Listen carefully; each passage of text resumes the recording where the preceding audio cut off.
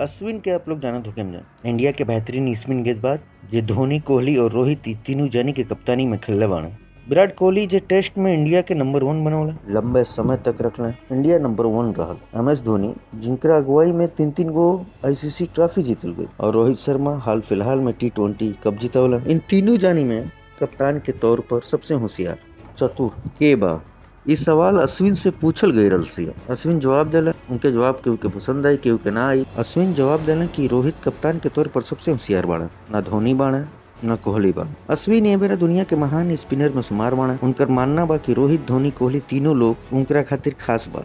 अश्विन के कहना बा कि 2010 में जब उनके डेब्यू भई रहे तो धोनी कप्तान रहले, बाद में विराट भइले, उनके बाद रोहित भइले। अश्विन के मानना बा कि इन तीनों जन में रोहित सबसे होशियार कप्तान बाड़ा। अश्विन के कहना बा कि रोहित टीम के माहौल के बड़ा हल्का फुल्का रखेला, वो संतुलित और टैक्टिकली मजबूत बड़ा।